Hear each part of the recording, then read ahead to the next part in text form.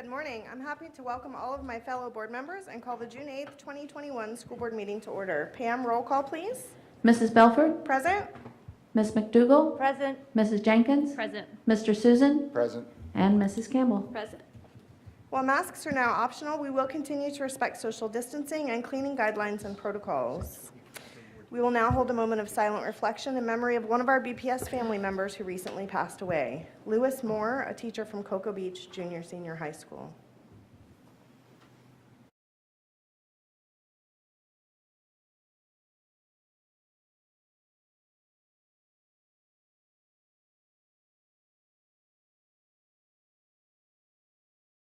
Please stand for the Pledge of Allegiance. I pledge allegiance to the flag of the United States of America and to the republic for which it stands, one nation, under God, indivisible, with liberty and justice for all. At this time, I would like to offer my fellow board members and Dr. Mullins the opportunity to recognize students, staff, or members of the community who'd like to get us started. I'll go first. Mr. Susin. I'm good. Ms. McDougall. I just have one, and that is to Dr. Green and her whole department. I received an email, and they wanted to be anonymous, to give a big shout out to them for all the work they've done and how helpful they've been. So a shout out to Dr. Green and her department. Thank you, Ms. McDougall. Ms. Campbell. Well, since y'all don't have very much, I'm going to take all your time. Come on. There's just so much. So we obviously had graduation weekend before last, and it was a wonderful weekend. I got to go to one of our favorite graduations, which is adult ed, and I just want to share some of the amazing stories that I got to hear of, for example, a single mom who went back to finish her degree, single mom in her 30s, because she wanted to set a good example for her daughter. A student who dropped out last year during the shutdown and was just at home doing nothing. And his friends came around him and said, man, you need to get back in school and finish. And now he's finished and ready to move on. And then another student who had been expelled a couple of times for drug-related offenses, and then went back, and then dropped out to take care of a sick grandfather. And then life happened, got married, got pregnant, even had deaths in the family this last year, and just pushed through to cross the finish line. And I love adult ed graduation. So shout out to the students of all ages who are pushing through and starting a new chapter for their lives, and to all of our adult ed staff who really come alongside them and help them. And oh man, next time y'all got to be there. It's so good. The board knows, and Dr. Mullins, that I have been sending out regular updates on our COVID data throughout the year. The Department of Health changed the format, so I sent the last one yesterday. But I just wanted to give a shout out to a student who helped me this past year. Her name is Grace Meyer, and she just finished her junior year of high school. And she was the one who because there was some data that you had to look every single day, and she was the one who did that for me. And then she compiled it, and then I took what she had and formed it into what I sent you guys. And so I just wanted to thank her for all the work she did this year in helping all of us to understand our situation. I want to give a plug to the Summer Fine Arts Theater Workshop, which started yesterday. Everybody, please mark July 1st, 2nd, and 3rd on your calendar. The North area show is going to be Singing in the Rain, which will be at Merritt Island High School. And then the South area show is Big Fish, which is going to be at Satellite High School. So those tickets will be available soon, and I hope you guys get a chance to go see them. And then finally, I am excited. Dr. Mullins gave me permission to share the breaking news. We announced last week that we're going to be recognizing all of our BPS staff for the work they've done this year with the bonuses. And one piece that got left out was about our substitutes, and he knows I've been pestering him most of the year about that. But we are excited to announce that we're going to be giving all of our substitutes, because let me just tell you, all of our employees, nobody in the whole entire district did anything this way the way they've ever done it before. And our substitutes coming into a potentially scary situation in a different classroom every day at the beginning of the year, not knowing what they were going to be exposed to, what heroes they were. And so for those substitutes who work 25 days or more, we're going to be able to give them a $250 bonus, and that's at least 300 subs, I believe. And so I'm super excited to announce that. We're going to get that out to them later today. So thanks for letting me share that. But thank you, staff, for helping to make that happen. I'm really excited to thank them in that way. And I think that's it for me. Super, thanks, Ms. Campbell. I have just a quick one, and then I'll turn it over to Dr. Mullins, because you did such a great job covering so many things, Ms. Campbell, and super excited on that subpay as well. But just a quick, so many great things happened over graduation weekend. But one thing that I just wanted to highlight, because it's somewhat out of the norm, we had one of our staff members, who actually is an elementary staff member, reached out to our high schools and offered to make a donation to cover the costs of any senior costs that were prohibiting them from participating in their graduation ceremonies. And so she did that, and then she encouraged others to do that as well. And by the time we got to graduation, both Titusville High School and Astronaut High School had all of their senior overdue commitments covered for those students, which I thought was just phenomenal. And obviously, a blessing to those families. But I think also sometimes we don't realize that even our younger students face some challenges at the end of the year as well, right? With library books not returned and lunch fees not covered and things like that. And so certainly a great thing for her to have done, and I'm thrilled that it happened, and I hope that we see that year after year some way in our community, both for our graduating seniors who have probably the most on the line for those fees, but also for our families who just may not be able to cover those responsibilities. I thought it was just a great thing and wanted to give a shout out. So, and with that, I will turn it over to you, Dr. Mullins.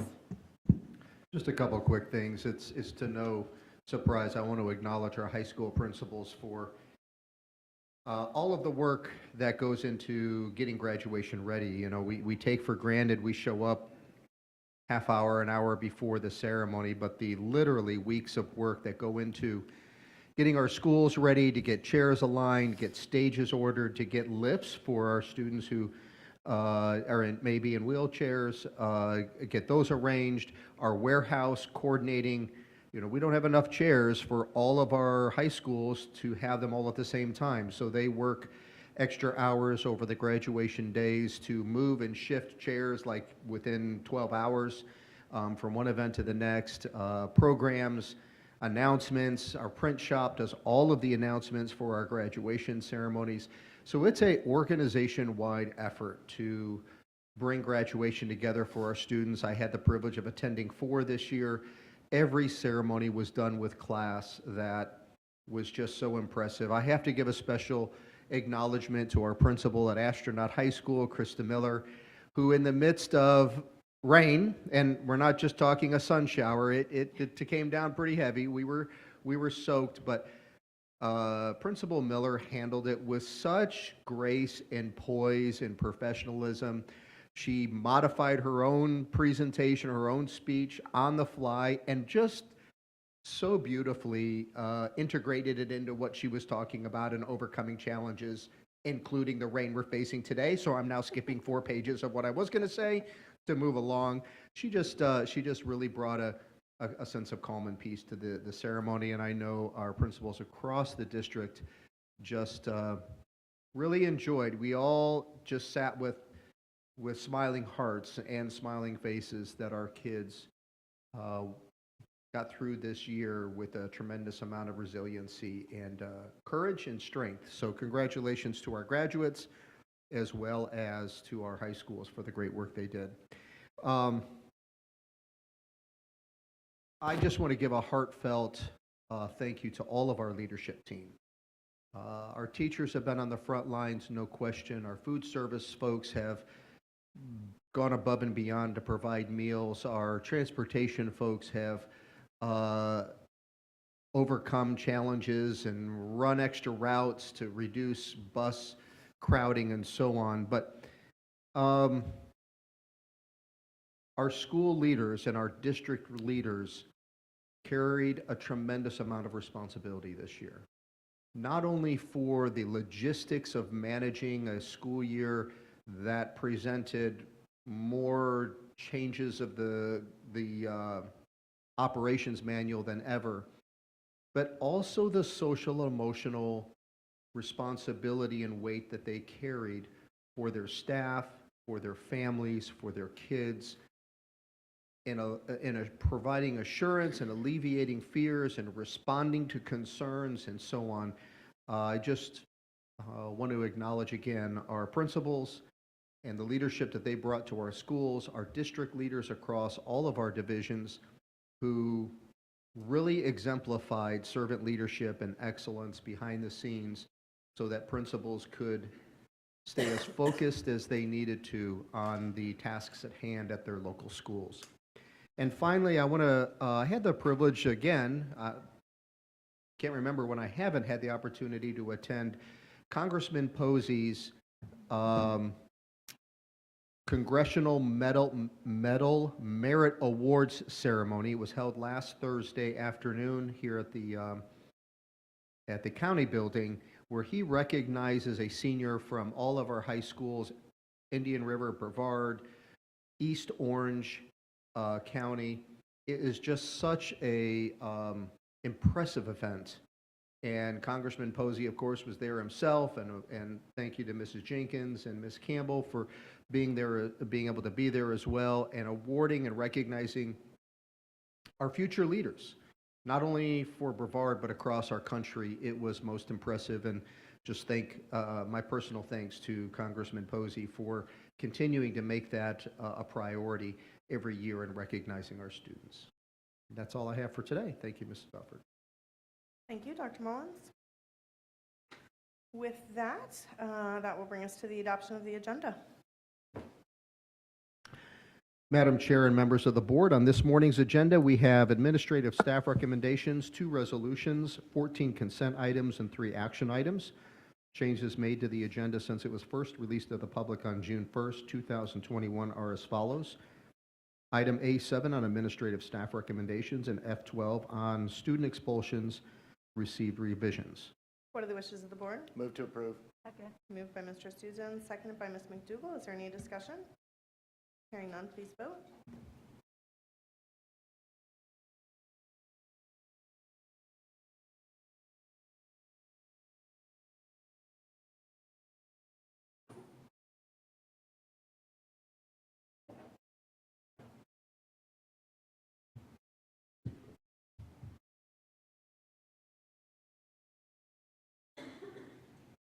The motion passes 5-0. Dr. Mullins, will you please let us know about our administrative staff recommendation? Yes, there are 14 persons under this category for the board to consider. What are the wishes of the board? Move to approve. Second. Moved by Mr. Susin, seconded by Ms. McDougall. Is there any discussion? Hearing none, please vote.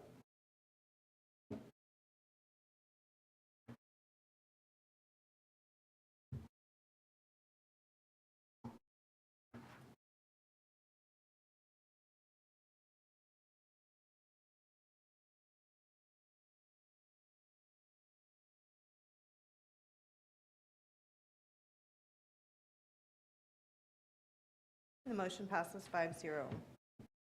Dr. Mullins, can you let us know about the resolutions? Yes, board members, this morning you'll be asked to adopt 2 resolutions, both of which declare vacant land owned by the district unnecessary or unsuitable for educational or ancillary purposes, thus facilitating the disposal of said property. Mr. Gibbs, General Counsel, will read each of the resolutions for us prior to the vote. Mr. Gibbs. Good morning. Resolution 2021-4 is a resolution of School Board of Brevard Public Schools relating to the disposal of surplus vacant land known as the Neiman Heights property located in Melbourne, Florida. Whereas pursuant to 1013.28 sub 1 sub A Florida statute, district real property may be disposed of only after having been recommended in an educational plant survey and being officially declared unnecessary or unsuitable for educational or ancillary purposes by resolution of the board. Whereas the board may sell, transfer, or dispose of any district real property regardless of value by public sale, private sale, negotiation, donation, or any other means deemed in the best interest of the district by the board in accordance with the minimum requirements of the State Board of Education rules. Whereas the State Requirements for Educational Facilities 2014, also known as SREF, approved by the State Board of Education September 29, 2014, Section 1.4, Sub 4 states that upon disposal of any land or real property, funds received shall be deposited into a depository account pursuant to SREF Section 2.1, Sub 4, Sub A through H, and credited to the fund source used for the original acquisition. If the original acquisition was by private grant or donation, the proceeds from the sale shall be deposited into a depository account pursuant to SREF Section 2.1, Sub 4, Sub H, and shall be expended only on capital outlay projects unless otherwise prescribed by the grantor or donor in writing in a written agreement with the board. If the original fund source cannot be determined, proceeds of the sale shall be credited pursuant to SREF Section 2.1, Sub 4, Sub H, and shall be expended only on capital outlay projects. Whereas the School Board of Brevard County, Florida owns certain real property commonly known as the Neiman Heights property, described in Exhibit A, whereas the Neiman Heights property is not associated with any fish facility, is no longer required for educational or ancillary purposes. Whereas the Neiman Heights property is recommended to be offered for sale in the district's current educational plant 5-year survey version 1 report, which was approved by the School Board of Brevard County on December 12, 2017. Now therefore, be it resolved by the School Board of Brevard County, Florida, that the School Board of Brevard County declares the Neiman Heights property to be unnecessary and or unsuitable for educational or ancillary purposes. The School Board of Brevard County desires to dispose of the Neiman Heights property. The School Board of Brevard County, Florida directs the superintendent and his designees to negotiate, subject to the board approval, the disposition of the Neiman Heights property in accordance the provisions of 1013.28 Florida statutes and Rule 6A-2.0010 Sub 1 Florida Administrative Code.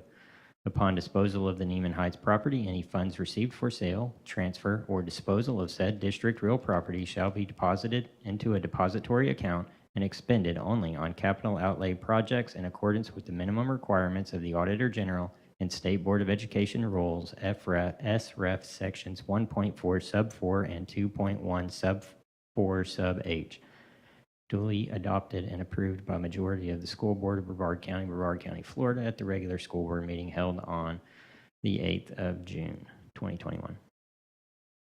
I think you get kudos for the longest resolution ever there, Mr. Gibbs.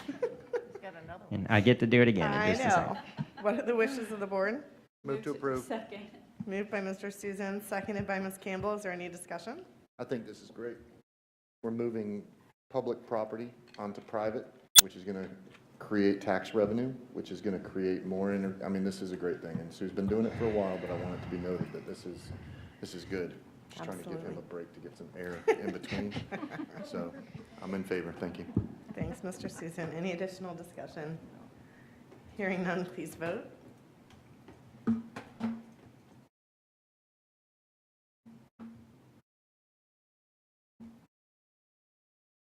The motion passes 5-0. Mr. Gibbs.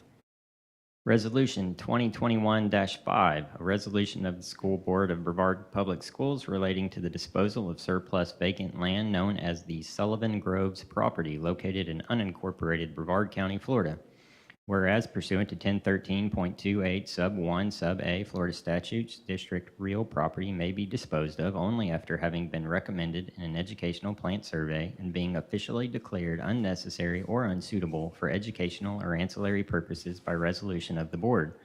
Whereas the board may sell, transfer, or dispose of any district real property regardless of value by public sale, private sale, negotiation, donation, or any other means deemed in the best interest of the district by the board in accordance with the minimum requirements of the State Board of Education rules.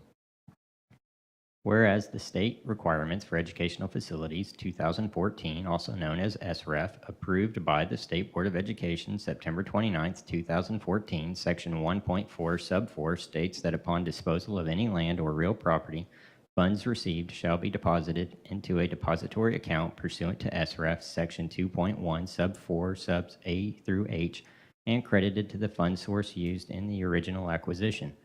If the original acquisition was by private grant or donation, the proceeds from the sale shall be deposited into a depository account pursuant to SREF Section 2.1 Sub 4 Sub H and shall be expended only on capital outlay projects unless otherwise prescribed by the grantor or donor in writing or in a written agreement with the board. If the original fund source cannot be determined, proceeds of the sale shall be credited pursuant to SREF Section 2.1 Sub 4 Sub H and shall be expended only on capital outlay projects.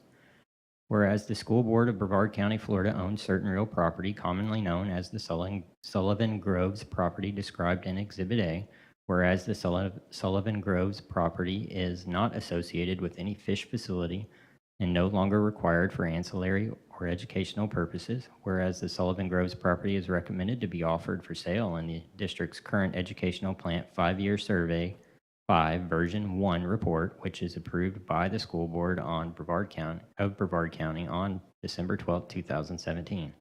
Now therefore be it resolved by the School Board of Brevard County, Florida, that the School Board of Brevard County declares the Sullivan Groves property to be unnecessary and or unsuitable for educational or ancillary purposes. The School Board of Brevard County hereby determines that it is in the best interest of the district and the public to dispose of the Sullivan Groves property. The School Board of Brevard County, Florida directs the superintendent and his designees to negotiate, subject to board approval, the disposition of the Sullivan Groves property in accordance with the provisions of 1013.28 Florida statutes and Rule 6A-2.0010 Sub 1 Florida Administrative Code. Upon disposal of the Sullivan Groves property, any funds received for sale, transfer, or disposal of said district real property shall be deposited into a depository account and expended for capital outlay projects in accordance with the minimum requirements of the Auditor General and State Board of Education Rules FSREF Sections 1.4 Sub 4 and 2.1 Sub 4 Sub H. Duly adopted and approved by majority vote of the School Board of Brevard County, Florida at the regular school board meeting held the 8th day of June 2021. Thank you, Mr. Gibbs. Moved by Mr. Susin. Seconded by Ms. Campbell. Is there any discussion?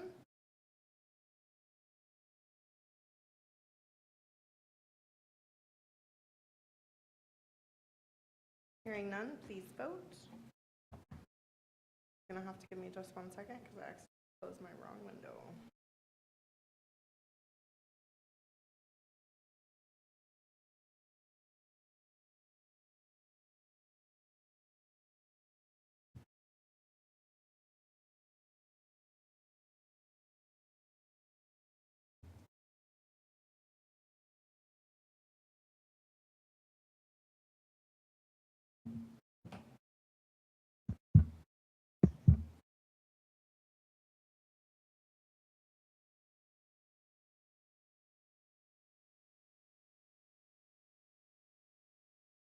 And the motion passes 5-0. We're now at public comments. If we have more speakers than seating inside the boardroom, additional speakers may be waiting outside and escorted in at the appropriate time. Though School Board Policy 0169.1 limits to 30 minutes the portion of the meeting during which the public is invited to participate and provide public comment, the policy further provides that this time limit may be extended by a vote of the board. We have only 5 speakers this morning, so we will not need to do any extension. Each speaker is limited to 3 minutes. We have a clock in front of me to help you keep track of your time. When your time is over, you will be asked to stop and allow the next speaker his or her turn. Always keep in mind that reasonable decorum is expected at all times, and your statements should be directed to the board chair. As chair, I may interrupt, warn, or terminate a participant's statement when time is up. It's personally directed, abusive, obscene, or irrelevant. Should an individual not observe proper etiquette, I may request the individual leave the meeting. Let's all encourage an environment appropriate for our children who may be present or are watching from home. Please note that in order to proceed with the business portion of the meeting, board members will not have the opportunity to respond to speakers during or immediately following public comments. Let's begin with the first 3 speakers, Anthony Colucci, Dolores Varney, and Marie Rogerson.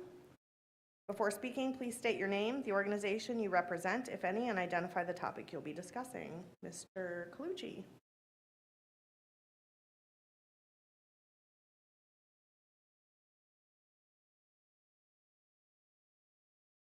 My name is Anthony Colucci. I'm the president of the Brevard Federation of Teachers. On behalf of the Brevard Federation of Teachers, I'd like to thank and applaud the board and superintendent for recognizing the hard work and dedication of our staff during the COVID-19 pandemic by offering a $1,000 bonus. We are pleased to know that BPS is making a tremendous effort to show appreciation to staff even during these tough times. In my role, I represent approximately 4,800 teachers, school counselors, JROTC instructors, social workers, media specialists, resource teachers, and others. Of these educators, nearly 3,000 voluntarily pay dues to our organization. These educators are an extremely diverse group of individuals with a common goal of having a voice in improving public education. Let me be clear, our educators are Republicans, Democrats, independents, and everything in between. Frankly, my position may be one of the last in the whole county that truly is elected on a nonpartisan basis. Over the past several months, there have been numerous speakers at these meetings demanding that our teachers stop teaching critical race theory and stop indoctrinating our students. To those stakeholders, I'm here to ensure you that critical race theory is not being taught in Brevard Public Schools, and we are not indoctrinating students unless you consider a healthy dose of patriotism and the belief that everyone in our community should be treated with respect as indoctrination. Our very diverse educators, our Republicans and Democrats, have not joined forces to try to indoctrinate students. The insinuation that they are indoctrinating students is insulting to them. I do understand the community's concern. I wouldn't want my own children indoctrinated. However, the truth is, in public schools, our educators must teach to the standards provided to them by the state of Florida. These standards are developed with public input. What I would respectfully request of those concerned about indoctrination and problematic curriculum would be to talk to your state legislators about why your tax dollars are being sent to private schools that have no accountability to the public about their standards. To be clear, these schools can, and some do, teach anything they want, not publicly developed standards. But most of all, if you have questions about the curriculum, ask a teacher, a district content specialist, or a curriculum director. You will see that critical race theory is not being taught in Brevard, and there is no effort to indoctrinate students. Thank you. Thank you, Mr. Colucci. Dolores?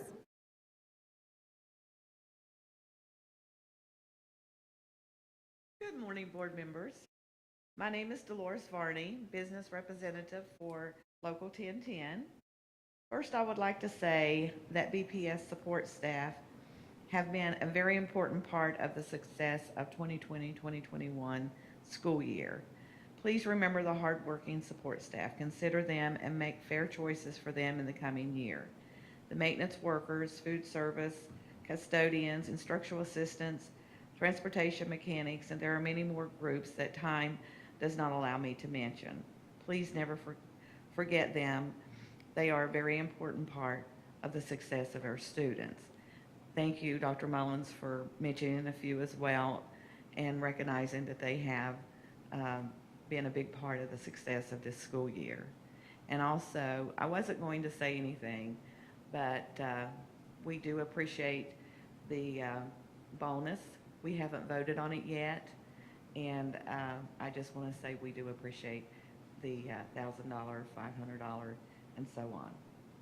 Second, I need to address a decision that has been made, and by whom or for what reason, I do not know, but myself and others know this is a terrible decision.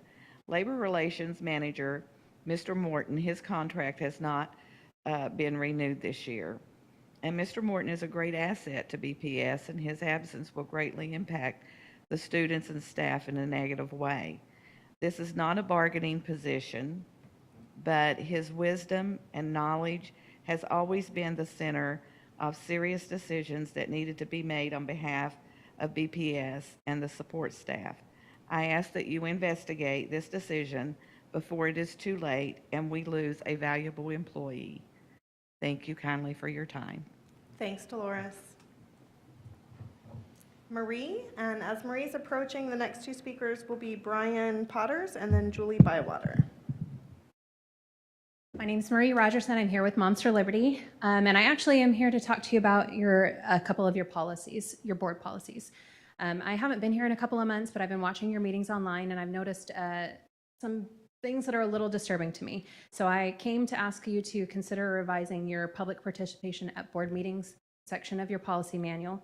There's some, the chairwoman actually quoted part of it, but I'm going to add a little bit to it. It says here, all statements shall be directed to the presiding officer. No person may address or question board members individually. Staff members shall not be expected to answer questions from the audience unless called upon by the board chair or superintendent. The presiding officer may interrupt, warn, or terminate a participant's statement when the statement is too lengthy, personally directed, abusive, obscene, or irrelevant. I don't think any sane person expects y'all to endure a public tongue lashing and disgusting rhetoric, but it is in our responsibility as a member of the American society to hold our elected officials responsible. And we should have the ability to mention our publicly elected officials in not a personally derisive way, but mention their names. I've seen people that come up here to make public comments that want to mention a board member came to their school and they're shut down when they try and say their name. They mention what a board member stated at a previous meeting and they're shut down, or votes that were taken and they're shut down. I don't believe that's in the spirit of what's written here. We should be able to address what our public officials are doing. There are other things in here that are a little concerning to me. I know you didn't make us do it today, which I'm grateful for, but it does state that you have the ability to ask us for our address in the age of doxing. I don't know that that's appropriate anymore. But you also have the opportunity to basically shut down public comments that you don't want to necessarily listen to if they don't fit the proposition definition that's in your document. So it's not been reviewed since 2014. I think maybe it's time to review, the beginning statement actually says the board recognizes the value to school governance of public comment on educational issues and the importance of allowing members of the public to express themselves. But some of the things that follow after that don't necessarily reflect that statement. So I just ask you to take some time to maybe possibly review that document so that people can come and address their board members when they have possibly used all of their channels and haven't felt like they had proper resolution, and this is the last resort they have. So thank you for that. Thanks, Marie. Brian?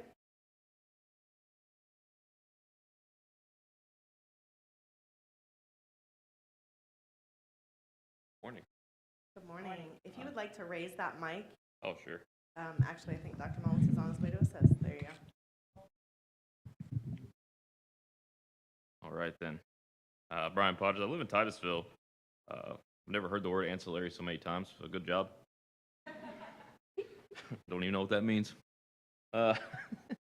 Just here for school choice. My child goes to South Lake, and his sister, who's going to be in kindergarten this year, was expected to go to South Lake as well as a STEAM school. We started the email chain to the administration there back in October, and it's worked its way through the ranks. We're trying to get her put on the student sibling preference list.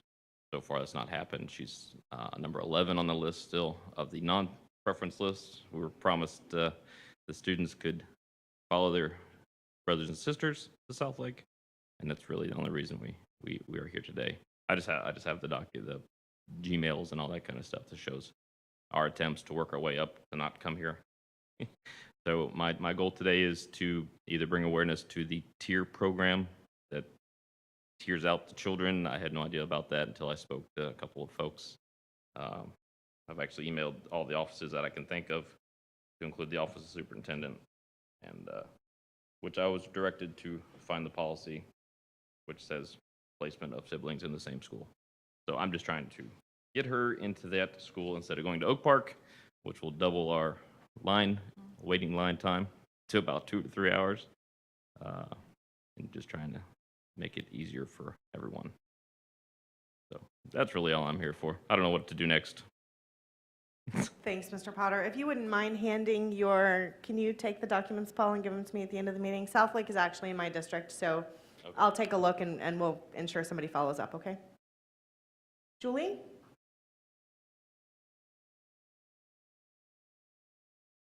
Good morning. I'm Julie Bywater. I'm with Moms for Liberty.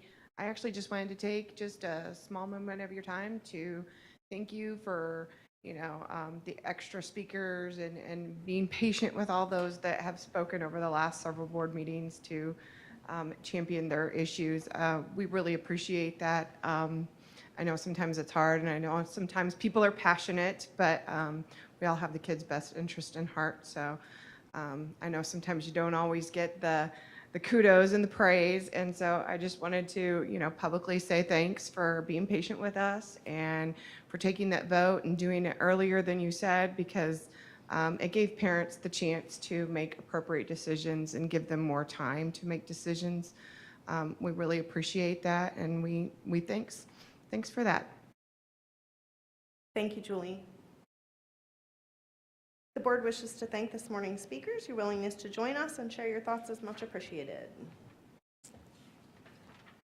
All right, that's going to move us into our consent agenda. Dr. Mullins.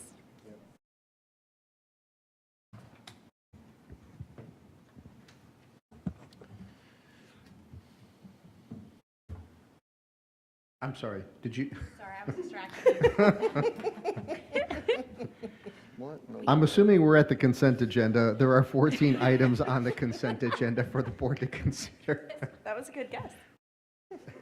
Thank you, Dr. Mullins. Does any board member wish to pull any item from the consent agenda? Hearing none, I'll entertain a motion to approve the consent agenda as presented. Move to approve. Second. Moved by Mr. Susan, seconded by Ms. McDougall. Is there any discussion? Hearing none, please vote.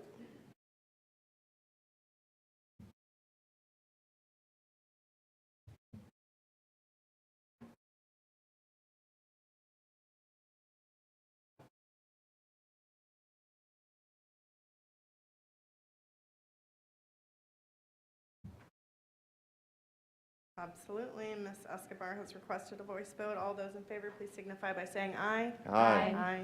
Any opposed, same sign. Motion passes 5-0. All right, we will move on to the action agenda. Dr. Mullins, The first item is G25 on department school initiated agreements. what are the wishes of the board? Move to approve. Second. Moved by Mr. Susan, seconded by Ms. Campbell. Any discussion? Please vote. Ms. Escobar has requested a voice vote. All those in favor, please signify by saying aye. Aye. Any opposed, same sign. Motion passes 5-0. Dr. Mullins, Item G26 is on procurement solicitations. what are the wishes of the board? Move to approve. Moved by Mr. Susan, seconded by Ms. Campbell. Any discussion? Voice vote, Ms. Escobar? Yes, please. All those in favor, please signify by saying aye. Aye. Any opposed, same sign. Motion passes 5-0. Dr. Mullins, Item G27 is on district application for Title I, Part A. what are the wishes of the board? Move to approve. Second. Moved by Mr. Susan, seconded by Ms. Jenkins. Is there any discussion?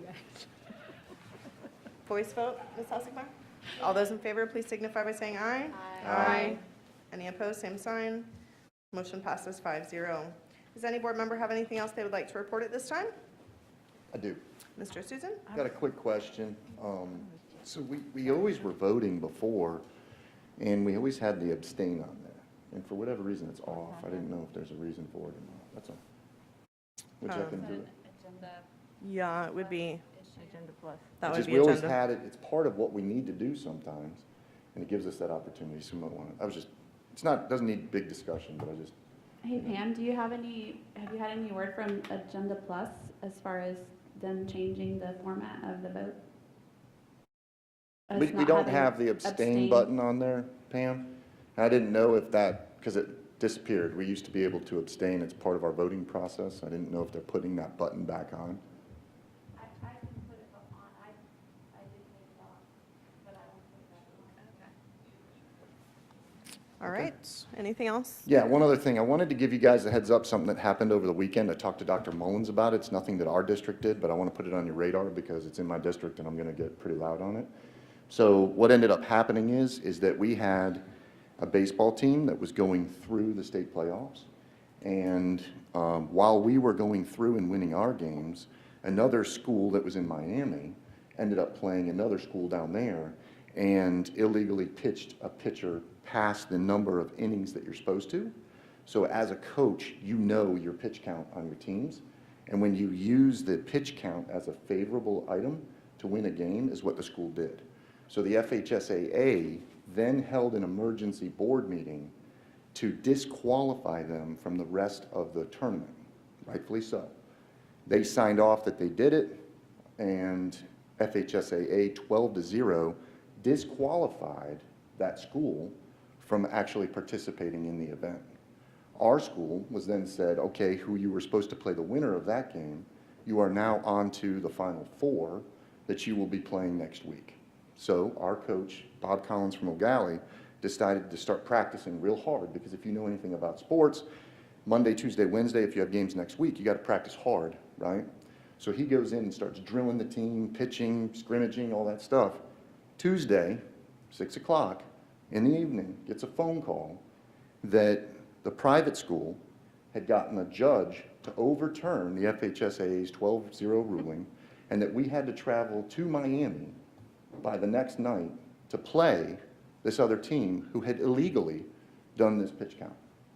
Now, our team, worn out, never said anything to us, because that coach, that's who he is. He's just going to go, and we lost, right? Well, what ends up happening is now there's a precedent that the FHSAA can be overruled for the safety of our children. And as a coach, I got a serious problem with that. The other piece is that this school has routinely done this through the years. So in 2017, they lost all 22 of their games because they illegally played 3 players the entire season. That was, guess who lost to them in 2017? O'Galley in the state playoffs. In 2013, more infractions. Guess who our team lost to? Rockledge lost to them. So I'm just giving you guys a heads up. Our district didn't do anything wrong, but our kids need to know that we have their back on this one and know that that's just wrong. You as a coach know your safety and rules through the FHSAA, and just because you can go get a lawyer and a judge to overturn it, it doesn't make it right. And this school has repeatedly made violations, so I'm going to be requesting the FHSAA to do the maximum punishment, which is expel them for another year. I'm also going to write the Archdiocese, because it's a Catholic school, and let them know of their behavior, and I'm going to do a couple other things. Just want to let you guys know when I do it. It's just a heads up, that's all. Thanks, Mr. Susan. We appreciate you looping us in on that. Any other board member have any discussion items? All right, Dr. Mullins, anything from you? Just a couple things. One, I want to echo the appreciation of Ms. Hand and her team to put the resolutions together that the board approved.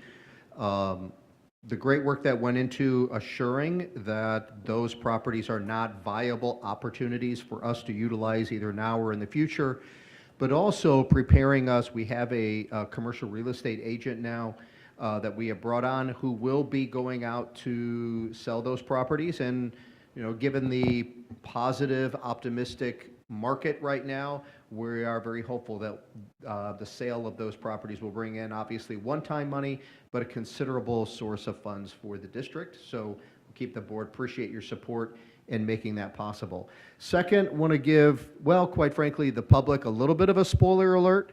To tune in next board meeting, I am very excited to share groundbreaking news. Probably to no ultimate surprise, because we commit to doing great work, and the people, the men and women throughout this organization do. The board certainly remembers the 5-year district accreditation process we went through now several months ago, but through Cognia, I don't remember, the Educational Institute. It is the National District Accreditation Agency who provide accreditation to virtually many, if not most, districts across the United States. But Brevard, our team, we went through that very rigorous process. It was days-long interviews across multiple stakeholders. But we've received we got a preliminary feedback shortly after the visit, but we have since received the formal feedback on the results of our accreditation. I'm not going to give you numbers yet, because we're going to present the ultimate findings to the community at the next board meeting during superintendent's report. But I will tell you, Brevard Public Schools scored significantly above the national average score of the institutions that Cognia assesses. It is exciting. It is just further validation of the great work of the men and women, the educators across our district. I'm just beaming with pride and look forward to giving our community and the school board more information on it at our next meeting. We are, I don't see Bailey here, so Bailey, stay tuned. From Florida Today, Space Coast Daily, this is big news for Brevard, and we'll look forward to them celebrating that with us as we present it formally to the community next board meeting. Thank you. Thank you, Dr. Mullins. Last chance, anyone, anything? Hearing no further business, this meeting is adjourned.